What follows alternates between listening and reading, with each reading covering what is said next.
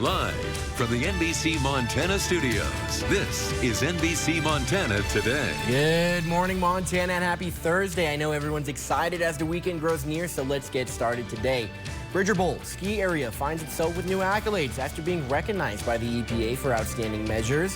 Plus, Bozeman Police and Fire are setting out to educate the public on new mill levies being voted on and the importance behind their need for safety.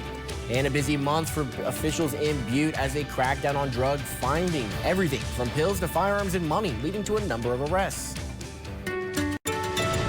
Well, the time is 6:30. Temperatures are in the mid-30s right now for Butte, 39 in Dillon, 41 in Bozeman. It's going to be even colder, though, as we head into the weekend. In fact, Butte likely dropping below the freezing mark this weekend, and area-wide tracking the potential for a little light frost. Good news is all that wet weather from yesterday is done, so you're leaving the house without the rain gear this morning in Bozeman. Yet over an inch of rain in and around the Bozeman, Belgrade, Gallatin Gateway area yesterday. It was really soggy, but now we're on track to see some drying skies and even clearing skies. 61 at noon today in Missoula, 72 in that 4 o'clock hour for Bozeman. Your hour-by-hour forecast. We're going to see temperatures in the upper 50s as we head into that noon hour. We'll be at 67 at 4 p.m. today. Now, heading into the weekend, frost will definitely be top of mind for many areas. I'll tell you how cold it's going to get coming up in 10 minutes. The Bureau of Alcohol, Tobacco, Firearms, and Explosives and the Missoula Police Department is offering a reward of up to $5,000 for information about a robbery at Missoula's downtown pawn and gun. Officials say the incident happened on May 16th when a man entered the business and asked to see a firearm, and the suspect then reportedly left the pawn shop with it. He fled in a dark gray or silver Lexus with an out-of-state license plate. The firearm turned out to be in Idaho 2 days later, and officials are seeking information from the public. They follow up on leads, they do all the necessary investigative steps, and then at some point in time, sometimes they just don't have enough. And so they reach out to us or other partners perhaps, but especially when you're working with ATF, we can provide rewards in partnership with the NSSF or the National Shooting Sports Foundation to see if the reward will help provide assistance in the investigation. We sat down with a public affairs specialist to discuss the situation and how ATF is working to address the situation. Anyone with information is asked to contact ATF at 1-888-283-8477.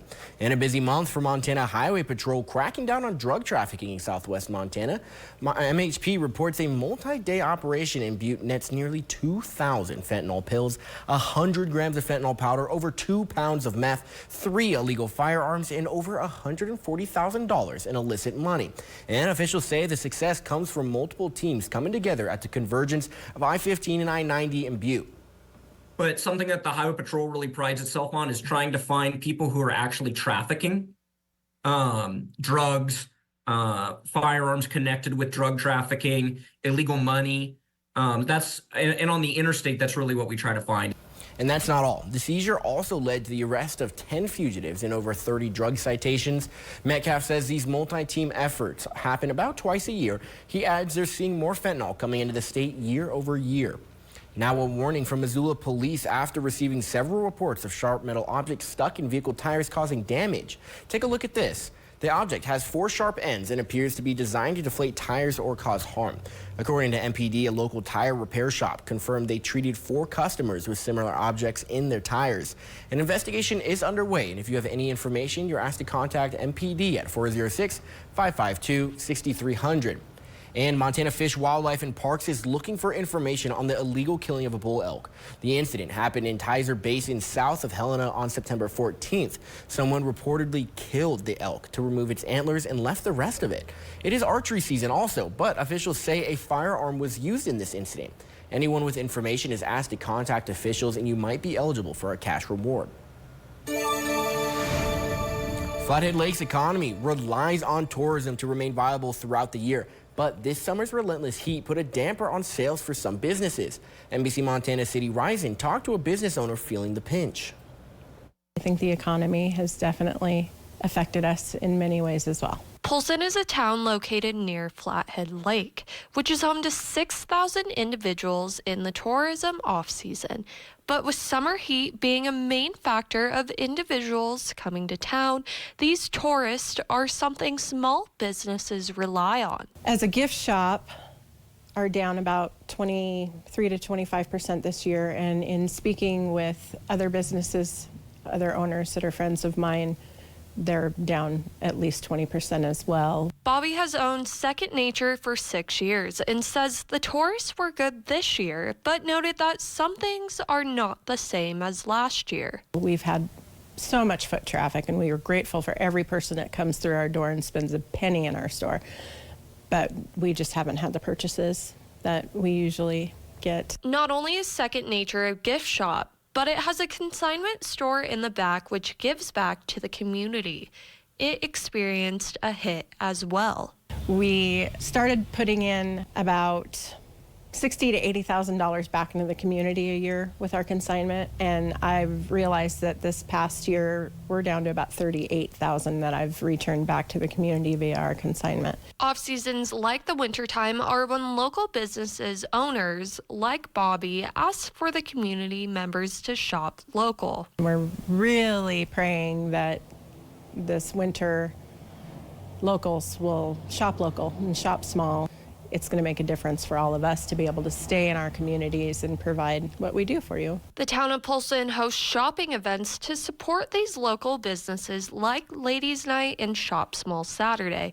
If you're wanting to find more information about these events, find my article on our homepage at NBCMontana.com. Reporting in Polson, Sadie Risen, NBC Montana.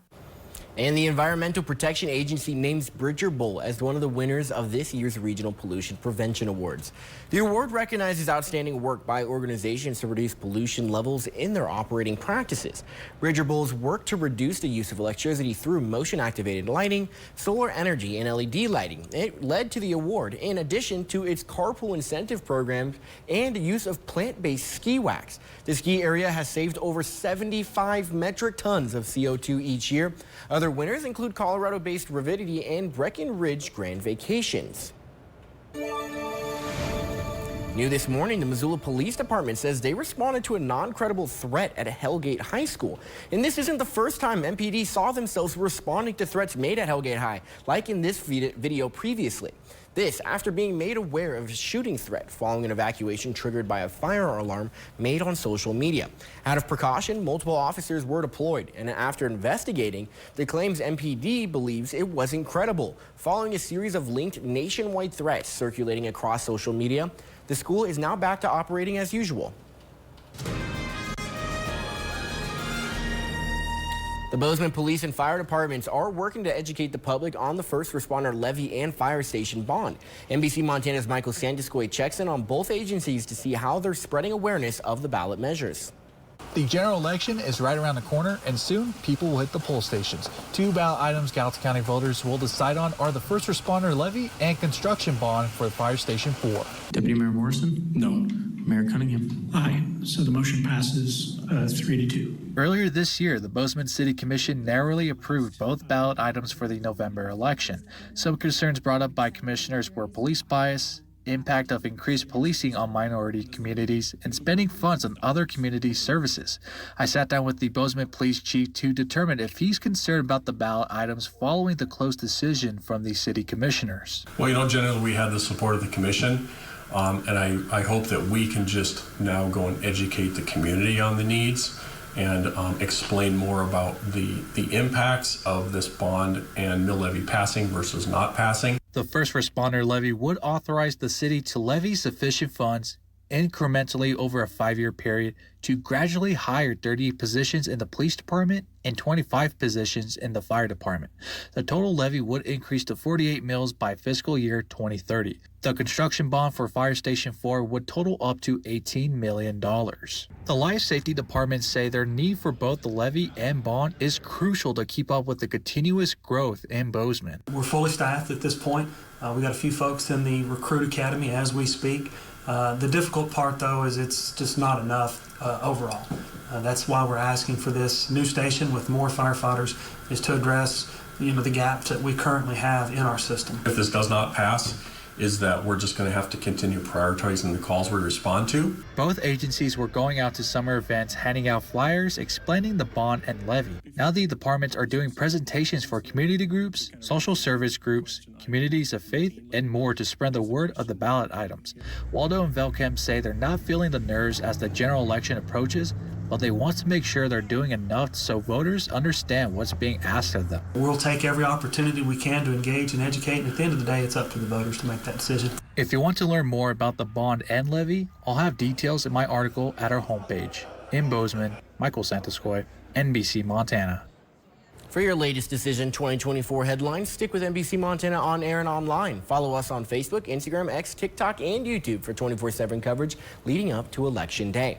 And now Chief Meteorologist Brooke Foster is standing by. And how are things looking, Brooke? You know, we are starting out with clearing skies this morning around western Montana, getting ready for plenty of sunshine. There's our Sportsman Ski House weather camera in Kalispell. Good looking start to the day in Kalispell. Missoula, we have dry roads this morning, sending the kids out the door to the bus stop. Maybe a light jacket, but no rain gear is going to be needed. Temperatures 47, 7 to 8 a.m. in Kalispell, 71 though in that 3 to 4 o'clock hour. Missoula bus stop forecast 45 heading out the door this morning. This afternoon, comfortable at 72 degrees. Temperatures will be a few degrees below normal this weekend. Overnight low temperatures will be cold enough to support a light frost. I'll tell you how cold it's going to get coming up in 10 minutes. Former President Donald Trump makes his way to D.C. to be a part of a Fighting Anti-Semitism American event. Plus, Vice President Kamala Harris is looking to make her way to Michigan, where she will be live streaming side by side with Oprah Winfrey. And here's a live look from our Hellgate Plumbing weather camera above TV Mountain at Snowbowl, looking down into the Missoula Valley. Chief Meteorologist Brooke Foster has your day planner right after the break.